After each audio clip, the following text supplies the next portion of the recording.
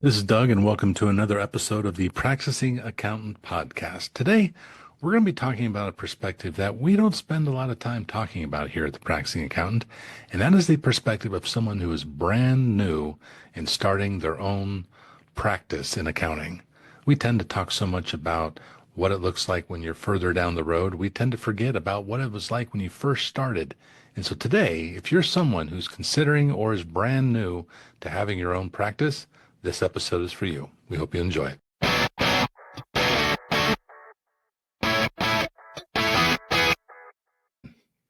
We were just talking like we've yet to actually really have a conversation around like day one Yeah. of being a solopreneur or starting your own business.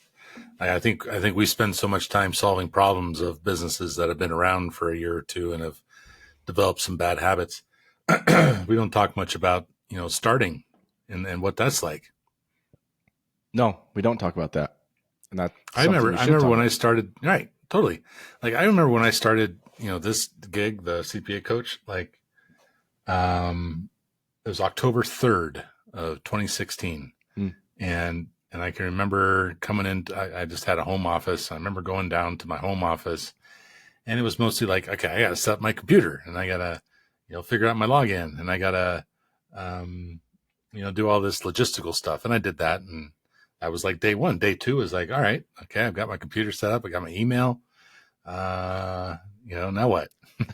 Yeah. Where, and the other thing I was noticing too was, like, because I made like an announcement on LinkedIn and I made an announcement via email, and I put it out there in the world that I was changing I was going from being a partner in public accounting to being a coach for public accountants. And there was one of the first thing I noticed was like, where's all the emails I was expecting? It was like, hey, great. Like, I want to work with you, or you need to work with my company, or I've Yeah. got some people you need to work with. And I can remember just kind of sitting there like, okay, any second now, like, here it comes. And then I got this nasty email. I got this email from New York that says, hey, we are the producers of a radio show, and we heard that you just started your new business, and we want to run a story on you, and we want to promote you and put you on our channel. And I'm Mm. like, whoa, that's awesome. So I called them up, of course, and I called, and they're like, "Ooh, can't talk right now. The producer's busy filming something, and we're going to call you back." I'm like, "Oh, wow, totally, that's fine." And then the producer calls back and says, "Okay, yeah, hey, Doug," and had a real thick East Coast accent. We can probably get you in on the next episode. It's going to be tight. We've got a couple other big names in there, big names, big names. And so let's get you signed up. So what we need you to do is we need you to write us a check Mm. for whatever the crazy amount was. I don't remember now. But then I was like, wait a second, you sons of bitches. I know what just happened here. I just got sucked into a funnel, and I am playing the idiot here, and I'm going to be on one of those radio shows that no one watches except for the person who was recorded. Well, my Yep. point is, starting out, it's tough. It's tough. And I read a book that really helped me because I found myself spending time tweaking my website, updating my LinkedIn profile, making connections, which I didn't really use LinkedIn when I was actually in public accounting. So I had a lot of work to do on LinkedIn. I maybe started a Facebook page that died just as quickly as I started it. Mm-hmm. Um, I just started kind of finding myself doing like like I made like the perfect business card and Yeah. made I was like gonna different say. versions of it. Yeah. And I copied my business card from American Psycho, the movie. Like, he was very particular about his business cards, and so I found like the exact same one. And I was keeping myself busy doing The wrong shit. You. non-revenue generating activities. Yeah. Making a Or cool logo totally, and like, yeah, I got pictures. I got a file cabinet full of pictures I drew of what my logo yeah. should be. Yeah. And I spent probably 2 or 3 months in this state of of being naive, I guess Mm-hmm. is what I would call it. And the truth is, and reflection is easy to see now. And after I read a great book on the topic, the book basically said this: like, quit screwing around with websites, social media, LinkedIn, um, business cards, uh, packages, processes. Stop screwing around with all of that stuff and go get yourself a damn client. Yeah. And it doesn't really matter if they're a good client or a great client or a low paying client or a high paying client. Just go get a client. And after reading that, I was like, yeah, what have I been doing? I'm an idiot. Why should I be so focused on trying to tweak and fix something that I haven't even tried yet? Right. I haven't even put out there into the world. I have a client that I just started working with over the last couple of weeks, and she's currently still employed by her employer, but she's about, she could be anywhere from a week to 3 months away from starting her own practice. And she went to a networking event last week. She met a lot of people, handed out a lot of cards, had a lot of very short, awkward conversations around the business she was starting. She's talking about going to websites. She's going to some classes to learn better ways to be a virtual CFO. Mm-hmm. She's, doing a lot of things, none of which will give her $1 of income. And fortunately, because of my own lessons learned and from some of my other clients' lessons learned, the priority when you start your own business is clients. Yep. That's it. That is the only priority you have, is to get clients, to get bookkeeping clients, tax return clients, virtual CFO clients, whatever kind of clients you're seeking. Priority one, and where you should spend 75% of your time, should be on obtaining clients. The runway that you have is based on savings that you've built up, or discretionary income that you're getting from some other, or passive income you're getting from some other way. But that runs out. and the priority needs to be getting that first client. What was it like when you started? Well, mine's a different story, because I ended up partnering with a bookkeeping firm that was slowly dying, and I came in and sort of revamped that and became partners. And so I didn't have to start from scratch with clients with that. But the same thing applies. I have caught myself in the early stages of that getting too bogged down into the visuals and the creating the Facebook page and the Instagram page that I probably posted 4 times in ever. It's not high return work that you're spending time on. So we talk a lot about being picky with clients, choosing the right client, the ideal niche, the ideal client avatar. In this scenario, I don't think that applies. And I think this is the one case in which that doesn't apply. You just have to get some clients in the door, hell or high water, to start that ball rolling and know where to find clients. And then that starts the referral relationships with those clients. The other thing that can easily help a business take off is through other practitioners. Find out where they're over capacity, that they might need help outsourcing to you. That's a pretty low hanging fruit. So, well, I went through this morning. I've got a client who's about to leave one firm to start his own, and he showed me his list of clients that he's going to have basically on day one. And it's a good book. It's a significant book of business that he's going to have on day one. And we were looking through that list to see how many of them were his ideal clients. And his ideal client is like a private equity fund. Mm-hmm. And, he's got maybe 60 clients on this list, which isn't a huge number, but he charges a pretty big a number. And out of the 60, there's 1 or 2 ideal clients on the list. And, you can say, wow, that sucks. You got 58 clients on there that don't really fit your niche. But the truth is, no, that's awesome. It's awesome. If you can come out with 1 or 2 ideal clients in the first, round of busy season and have a bunch that really don't fit, well, guess what? You survived. Yeah. Right. You made it through the first busy season. You're still going, and you're doing it on the backs of work that maybe you don't enjoy as much or doesn't fit your ideal client, but you made it.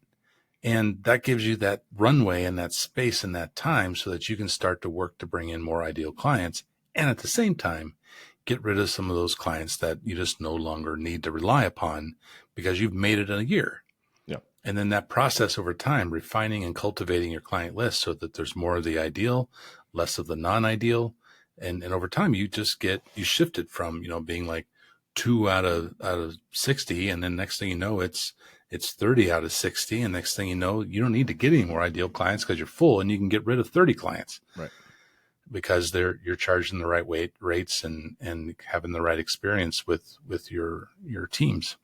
So where in that process do you shift gears from growth for the sake of growth, basically to make a livable wage, to being more intentional about how you're growing, and how slow do you do that growth for the sake of growth? That's like 3 questions, dude. You got Yep.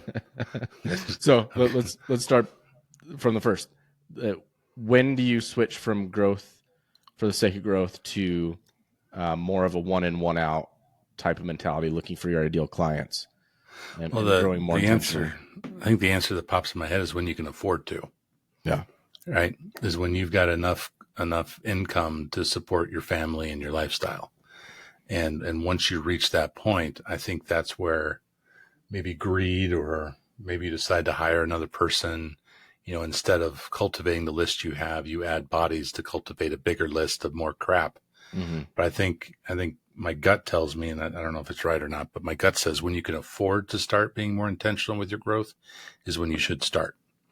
And that doesn't happen until you've built up enough clients and enough revenue to get you there. But I talked to a firm on Tuesday in Florida, and fortunately they were in Miami, so they didn't get hit by all this weather, or as bad. And they've grown basically by seeking a certain niche. They're pretty deep into a niche. They've gotten to a point where they're very successful. They're doing fantastic, but they want to start creating a better experience in the firm. They want to create better balance for everyone. They want to give better service to their clients. They want to start kind of tweaking things because they're at a point when they can afford to, right? Like they've got enough clients, they're making enough money where they can actually step back and say, all right, I built it. Now I can sand some edges and I can put a little paint on this and I can make it look a little bit more presentable and be something a little bit more attractive to resources and clients. And so they are. But the 2 words that we used in our conversation on Tuesday was intentional growth now. Like now it's not reactive growth. Now it's not growth for the sake of growth. Now it is time for intentional growth because you want to create an experience in this firm. It's something that's sustainable for as long as you want it to be, but it has to come intentional from this point forward. Yep. And they've earned that. And that shouldn't mean that you were just sloppy about growing this business and you were totally unintentional. You still have to create some really good boundaries for new clients. That I think there's a rate of growth that's appropriate, and I have no idea how you would create a metric around that. I think you can, and I'm not going to say that I have that specific answer. I have a general answer to that. Like if you have a firm and you've established like core values or minimum levels of service or a certain way in which you treat your clients and your people, like you only grow as much as you can sustain that experience. And then once that experience starts to shift and maybe clients aren't being served as well as they could be, or people are starting to work a lot more hours than they used to, that's when you know you've gone over. Yeah. Right. So that intentional growth is you grow enough to sustain what you've built or what you hope to experience from the firm. And I think that's where a lot of firms get in trouble is they grow without holding the boundaries around whatever it is, hours, client service, experience, values, whatever it might be. They grow beyond their ability to maintain those things. And then that hamster wheel, that momentum, that flywheel starts turning, and then it just kind of gets out of control. Yeah. And then you've just grown into something you never intended to be. And that's the whole point. Like intentional growth, it's slower, right? It's not as reactive.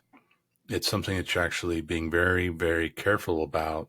When you take on a new client, do we have capacity for this? Is this a client we want? Is this going to affect our hours and our culture? Do they align with our values?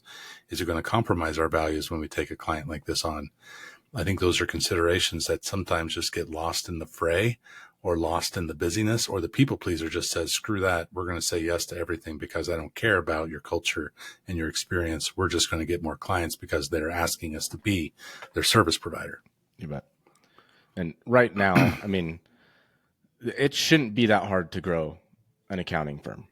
because of the lack of competition. You last time on our last podcast, we talked about you had asked your dad for someone for a CPA. Oh, right. In his neighborhood. If people know what you do and you do tax or you do bookkeeping, they're probably going to pick you. So be loud about it. If they know what you do, you're probably going to get new clients in the door. It's not, it's not a very difficult thing to sell because it's a required purchase from everybody in the US essentially. That, and I think you make a point that's important in that when you step into these shoes, you own the hell out of them, right? Like, I mean, you every chance you get, you talk about it, you own it, you celebrate it, you have confidence in what you do, whether you've done it before or not. You can still have confidence, but you let everyone know that you're looking for and open for business and accepting clients right now. Like that's just a great way to say it. Like, there's vacancies, right? We're accepting clients right now. The doors are open. The shingle has been built. But to your point, yeah, I think I hear and I continue to see opportunities for accountants to grow whatever aspect of their business. Where I'm actually starting to see some a little bit of pressure is around the virtual CFO. Like that one's becoming a little bit of a tighter market. I think a lot of folks have settled into whether they're going to do it or not and have picked a provider. That doesn't mean I'm not still seeing a lot of virtual CFOs come into the market, but I've seen that spot get a little bit crunchy. But as far as bookkeeping, tax prep, some of the more traditional compliance-based services, they're still, it's the Wild West. And right now too, and here we are after a deadline. As far as the people I'm working with and the people that we're talking to, like now's the time to start cultivating your client list. So there's going to be firms that are going to be firing their clients right now because they didn't get them stuff on time. They just didn't fit their niche. They didn't appreciate them, whatever. Now, I'm not saying that those are great clients for a firm that's trying to grow intentionally, but they are great clients for a firm that's just trying to grow so that they can make it another season. Yep. What are your thoughts on purchasing a client list to kick off your own firm? I actually, I can tell you I don't have experience in that, so I really don't have an opinion on it. What I have heard of is this is brand new to me, but I've heard of an individual that is buying practices and then bringing in someone who wants to start their own practice and having them run it. And then the person that bought it takes a cut with ownership, but then basically gives you like a practice in a box and says, oh, you want to run your own practice? Well, here's one. I'll buy it for you. You're going to have to pay me over time. And that's my in on this. And then you get to keep the rest. And it's just a practice in a box. Yeah. Yeah. Not a bad one. That was a new one. I hadn't heard of that. Yeah. That's interesting. We'll have to look into that one. Yeah. Right. Well, given the number of practices that are going to be turning over based on the demographics that I've seen, there's a ton of practices that are just going to be closing their doors or selling or passing their clients along. It wouldn't hurt if you're a brand new practitioner to this. I mean, one of the easiest paths to take is to find someone who's kind of in that upper level in age, and talk to them and say, what are your plans with the firm? And they may say, well, I don't know. And you say, well, I've got an idea for you. There you go. And that idea might be, why don't you train me and why don't you bring me in and why don't we work this out so that you can earn longer than you expected to? And I get a nice little easy entrance into this profession. And, once you're gone, I'll do whatever the hell I want to with this thing. And I may fire half the clients because I don't like them and you never charged them enough. But, that's an interesting entry point too. Yep. I think there's lots of ways. If you were to start a firm right now, what would be not purchasing clients? If you were starting from scratch, organic growth, what would be your first week? So if I was starting my own, you said? Mm-hmm. Yep. What would my first week be? I would find every CPA within a 10-mile radius, and I'd give them each a call, let them know that I was here, that I was growing, that if they have things that they no longer want or receive things they're not interested in, let me know. I would let all friends, family know what I'm up to. I'd spend some time identifying what my ideal client is, so that I can start that search instead of waiting for a later date to do that. And then I'd probably pick like 3 or 4 like dream clients that are in my neighborhood or in my community and reach out to them and let them know that I'm interested in working with them, realizing that they may be perfectly set up right now, but I'd let them know that I was around and interested. Yep. It's, and it won't be that difficult to outdo most people's current provider if you just answer the damn phone. Well, especially if you got all that time on your hands, right? They're going to get the best service they ever got because you're client number one. That's true. Yep. And then they'll eventually be your worst client, but that's another topic. Right. And that's where we spend most of our time, right? So it's kind of fun to go into this perspective of someone that hasn't gone around the turn of the hamster wheel a few times, and to know that it's okay to be hungry and take on clients that you know you'll probably fire someday. Yep. You do what you can so you can make it another season. Yep. Awesome, man. Well, any closing thoughts? Nope, that's it. Cool. Thank you, Doug. Cheers. Thank you for watching this episode of the Practicing Accountant podcast. We hope that you got some good information. For those of you who have already had a practice for a number of years, we hope this helped you reflect on your own journey and remind you of where you started. And for those just starting out, we hope you remember that the most important thing when you start is to get a client. You don't have to be particular. You get whatever clients you can so that you can sustain yourself through another season. There will be a point in time which some of your first clients are those clients you're going to have to pass along to someone else so that you can focus more on your ideal clients. And as you focus more on intentional growth. Thank you for watching this episode. Please share and like it. Please tune in for our next episode. We appreciate very much that you watch. Check us out at www.thepracticingaccountant.com. And thank you very much.